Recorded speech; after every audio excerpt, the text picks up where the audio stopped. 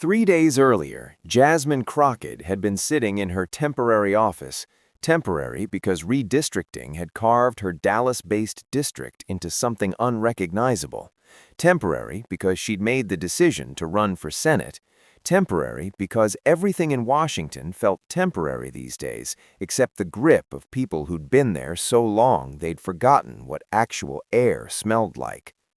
She was scrolling through the kind of documents that usually end up in burn bags or locked server rooms, documents that had found their way to her through a chain of custody she deliberately hadn't asked too many questions about. Her chief of staff, a 20-something named Devin, who'd learned politics in the Chicago machine and refined it in D.C., stood in the doorway with the kind of expression that meant trouble. "You need to see this," he said. "I'm seeing a lot of things, Devin. You're going to have to be more specific." He walked over and placed a single sheet on top of the pile. It was a financial disclosure form, the kind that gets filed and forgotten, the kind that's technically public record, but practically invisible unless you know exactly which line to look at and exactly how to connect it to everything else. "Line 14, Devin said. Crockett put on the reading glasses she hated wearing in public but couldn't function without in private. "Line 14, a consulting payment, $75,000, paid to a shell company that, according to the handwritten note someone had scrawled in the margin, traced back to an entity with ties to Ivanka Trump's post-White House business portfolio." "$75 grand, Crockett murmured. "That's not nothing, but it's not everything either. What am I missing?" Devin pulled a chair. This was going to take a while. "It's not the amount, it's the timing. Look at the date. March 15, 3 days before a major federal investigation into foreign financial entanglements had been publicly announced. 3 days before the news broke that would send half of Mar-a-Lago into panic mode." "They paid her," said Crockett slowly, "right before the news dropped." "They paid a shell company connected to her," Devin corrected. "And here's the thing, the payment came from an account that we can't trace directly to Trump himself, but we can trace it to someone who was in the Oval Office 48 hours before the transfer." Crockett leaned back in her chair. The cheap government-issue springs squeaked in protest. "Who?" Devin hesitated. This was the part he'd been dreading. "It's someone who's not alive anymore." The Congresswoman removed her glasses and rubbed the bridge of her nose. "Devin, if this is going to be one of those conspiracy theory things where we're chasing ghosts, it's not a conspiracy theory, it's a death certificate. The individual passed away 2 months ago. Heart attack, completely natural, completely documented, completely convenient for everyone who doesn't want to answer questions about why a mid-level consultant with no apparent connection to Ivanka Trump suddenly moved $75,000 through 3 different accounts before landing in one that bears her fingerprints." She stood up and walked to the window. Outside, the Capitol dome gleamed in the afternoon sun, pristine and indifferent. "You believe this?"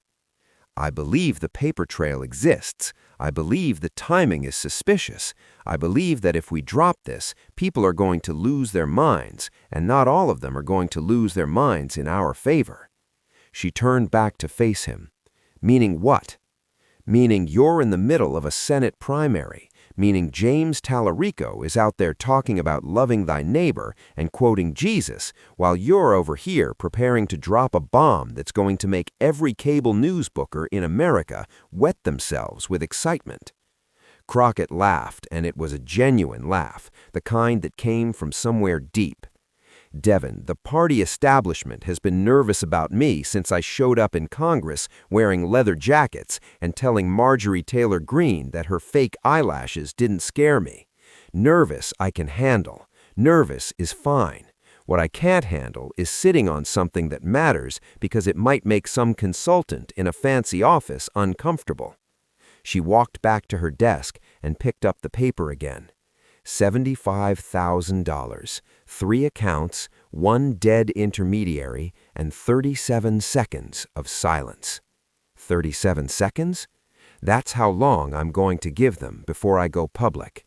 37 seconds for every reporter in that room to realize what they're actually looking at. The press conference itself was a masterclass in controlled detonation.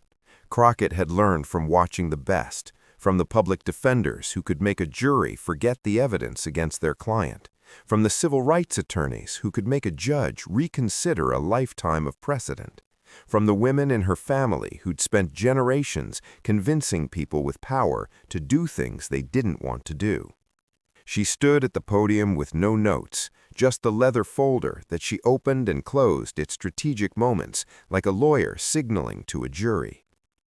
"The question before us," she said, "is not whether Ivanka Trump received money she shouldn't have received. The question is why her father, the man who spent 4 years claiming he alone could drain the swamp, went completely silent for 37 seconds when asked about it." A reporter in the third row raised his hand. "Congresswoman, do you have proof that President Trump knew about this payment?" Crockett tilted her head, the way she did when she was about to make someone wish they'd asked a different question. "Sir, let me ask you something. If someone paid your daughter $75,000 3 days before a major federal investigation became public, and that payment came through a dead man's bank account, would you expect to know about it?" "That's not an answer. No, that's a different question. The one you asked was whether I have proof. What I have is a paper trail. What I have is a timeline. What I have is 37 seconds of videotape where a man who never stops talking suddenly has nothing to say. You can call that proof, or you can call it coincidence. I call it what it is." Another reporter, this one from one of the networks. "Congresswoman, are you suggesting illegal activity took place?" Crockett paused. This was the moment. This was where she had to be precise. "I'm suggesting that when you put all of this together, the payment, the timing, the dead intermediary, the silence, it creates a picture that deserves investigation. I'm not a prosecutor anymore. I'm not a judge. I'm a member of Congress with a responsibility to ask questions when the people who are supposed to be serving the public seem to be serving themselves instead." She closed the folder. "And I'm asking those questions now." The reaction was immediate and exactly as predictable as Devon had warned. Within hours, Trump's spokesperson had issued a statement calling Crockett a low IQ person desperate for attention. Online, the battle lines were drawn instantly, half the internet declaring her a hero for speaking truth to power, the other half accusing her of manufacturing a scandal to boost her Senate campaign. James Tallarico, her primary opponent, handled it with the careful diplomacy of someone who'd spent years training for the ministry. In a brief statement, he said that any allegation of financial impropriety deserves serious investigation, and that the people of Texas deserve leaders who put transparency above party loyalty. It was masterful, supportive enough that Crockett couldn't attack him for it, vague enough that he didn't actually endorse her claims. The Crockett campaign, meanwhile, was a whirlwind of activity. Devon had set up a war room and a converted storage closet, complete with 3 interns who'd apparently survived on nothing but energy drinks and ambition for the past 48 hours. "She's everywhere," Devon reported, gesturing at a bank of monitors showing cable news coverage.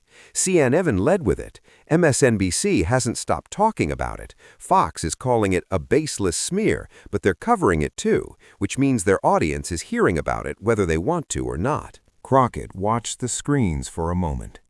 There she was, in heavy rotation, her voice playing over footage of Trump walking to a helicopter, his face unreadable behind aviator sunglasses.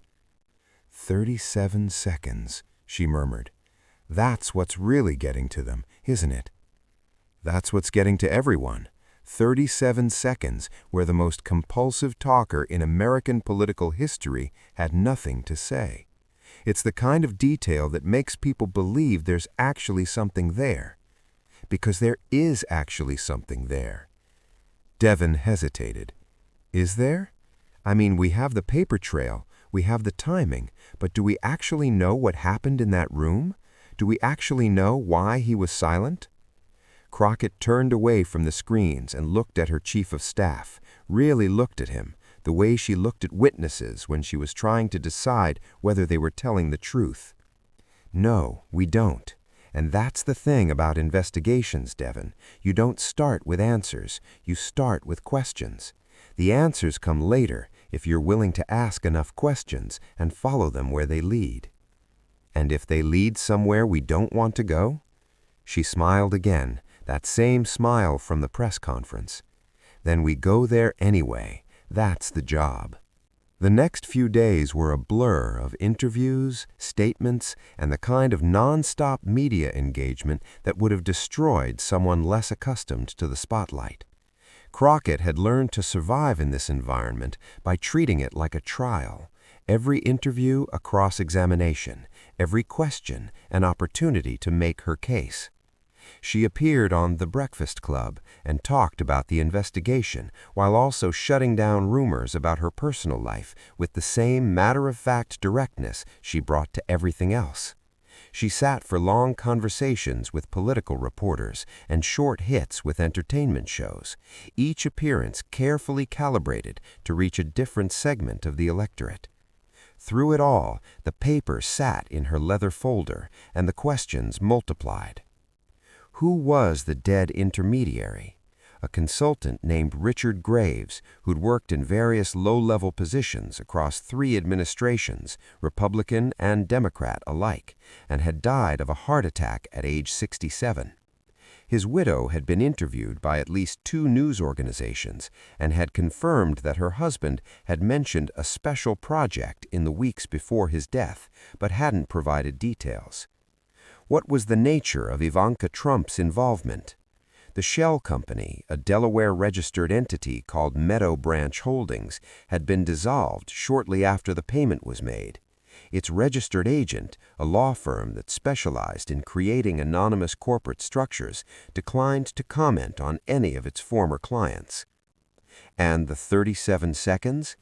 They came from a recording that had been made by a staffer who'd been in the room during a private meeting at Mar-a-Lago. The staffer, who'd since left Trump's employ under circumstances that remained unclear, had provided the audio to a reporter who'd passed it to Crockett's office.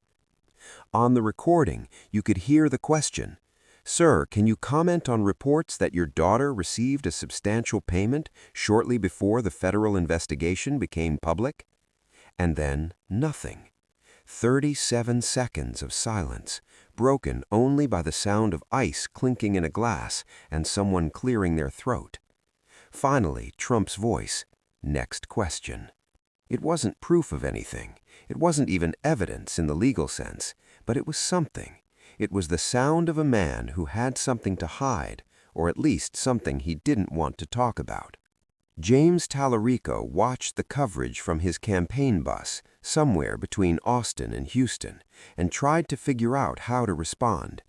He'd known from the moment Crockett entered the race that this would be the dynamic, her grabbing headlines with sharp elbows while he tried to build a coalition around something softer. His phone buzzed. A donor, one of the big ones, the kind who wrote checks that could keep a campaign afloat for months. "James, you need to say something about this. You can't just let her dominate the conversation." Tallarico took a breath.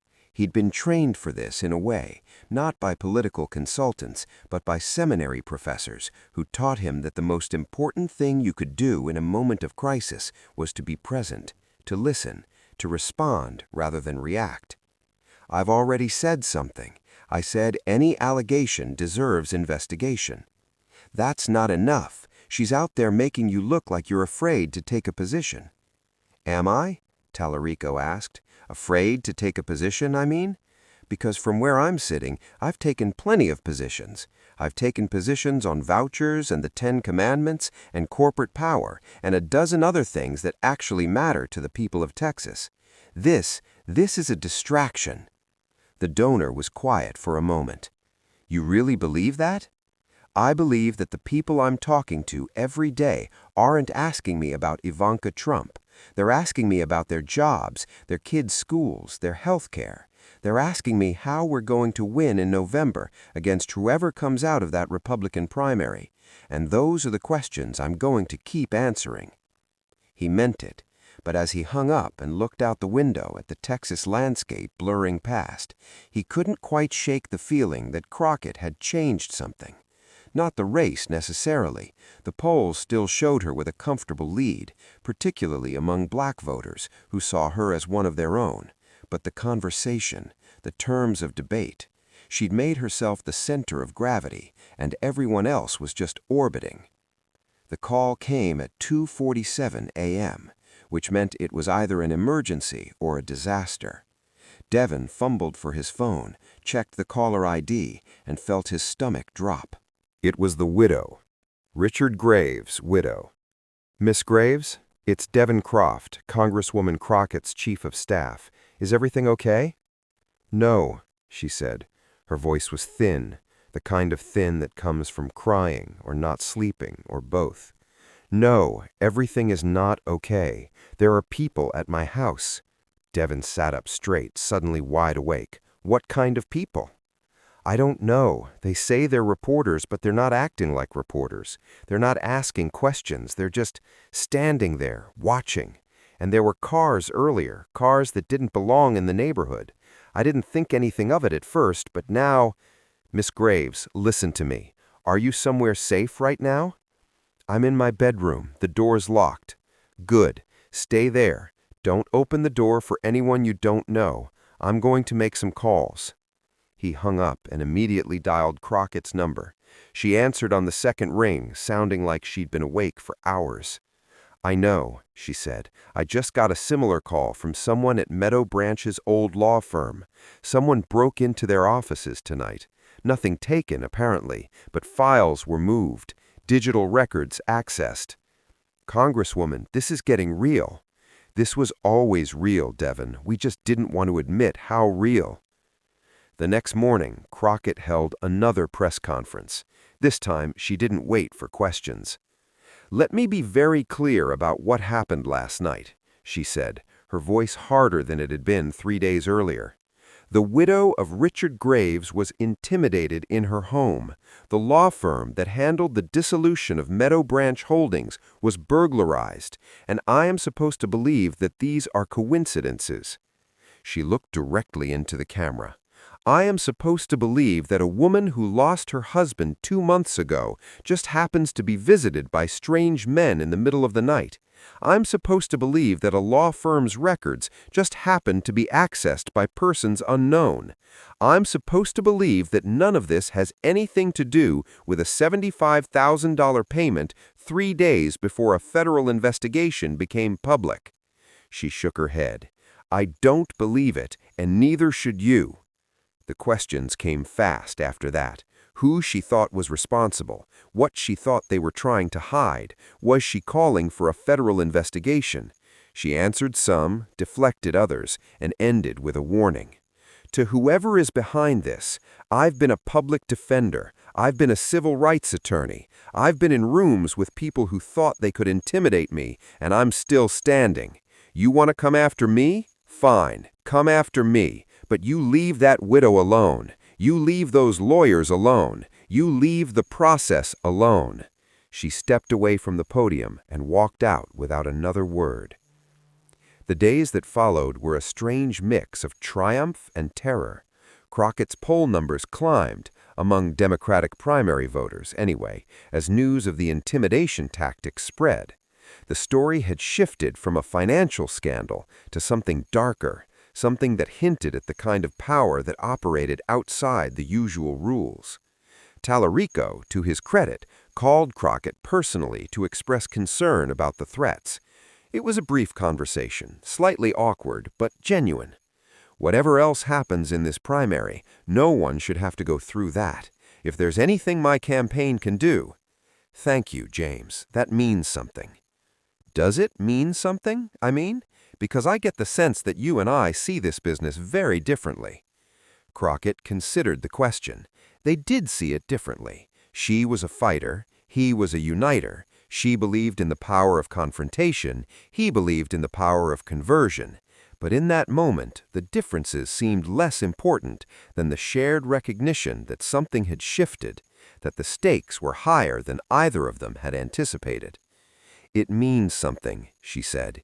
"It means you're a decent man, and decency matters even when it doesn't win elections." Election day arrived with the kind of Texas weather that made you remember why people settled this place in the first place.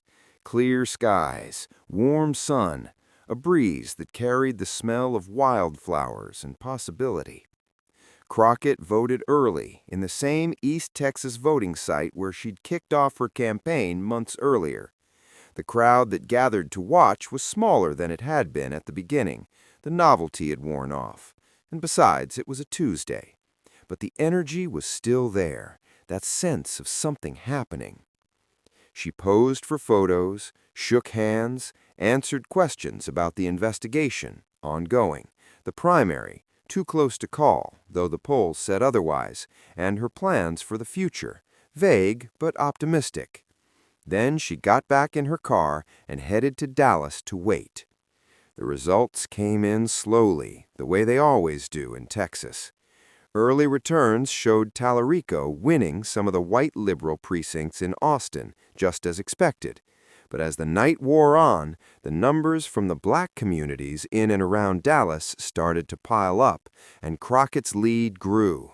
By midnight, it was over. Jasmine Crockett would be the Democratic nominee for Senate in Texas. The victory party was at a union hall in Dallas, the kind of place where the floors were concrete and the decorations were handmade. Crockett took the stage to a roar of approval, her leather jacket replaced by a simple blue dress, her face showing the exhaustion of someone who'd been running for months. "Y'all," she said, and the crowd quieted. "Y'all did this." Another cheer. "We've got a long way to go. November is coming, and it's going to be a fight. But I want you to know something. I'm not afraid of a fight. I've never been afraid of a fight, and I'm not about to start now." She talked about the investigation, briefly, promising to see it through regardless of what happened in the general election. She talked about her opponent, whoever emerged from the Republican primary, promising to run a campaign that Texas could be proud of. She talked about the future, about what was possible if people stayed engaged, stayed committed, stayed in the fight. And then she did something unexpected. She asked for a moment of silence. 37 seconds. That's how long it took for a man with all the power in the world to realize he didn't know what to say. 37 seconds of silence that told us more than any speech ever could. The room went quiet. 37 seconds, measured by the clock on her phone. 37 seconds of union members and volunteers and staffers standing in silence, thinking about what it meant. When it was over, Crockett smiled. "Now, let's get back to work." The investigation continued, as investigations do, through the summer and into the fall. Richard Graves' widow gave testimony to a federal grand jury. The law firm that had handled Meadow Branch Holdings produced what records remained. Ivanka Trump, through her attorneys, denied any knowledge of the payment or its origins. Crockett, for her part, kept campaigning. She stood in the Texas heat and talked to anyone who would listen. She debated her opponent, a Trump-endorsed candidate who tried to use the investigation against her and found that voters were more interested in their own concerns than in D.C. drama. She raised money, shook hands, gave speeches, did everything a candidate is supposed to do. And in November, she won. It wasn't a landslide. Texas doesn't do landslides for Democrats, but it was enough. 51% to 48%, with the rest going to third-party candidates who'd never had a chance. She stood on a stage in Austin in front of a crowd that stretched for blocks and gave a victory speech that people would remember for years. 37 seconds, she said. That's how long it took for the old way of doing things to fall apart. 37 seconds of silence that became a movement. 37 seconds that became a mandate. She paused, looking out at the crowd. We've got work to do. We've got a state to lead, a country to save, a future to build. But tonight, we take 37 seconds to remember what brought us here. 37 seconds to honor everyone who made this possible. 37 seconds to be grateful. The crowd went quiet. 37 seconds, measured not by a phone, but by the collective breath of thousands of people who'd believed in something long enough to make it real. When the silence ended, the cheering began, and Jasmine Crockett, the newest senator-elect from the state of Texas, stood in the center of it all, her leather folder tucked under her arm, her smile wide enough to light up the entire state. 37 seconds. It turned out that was all the time she needed.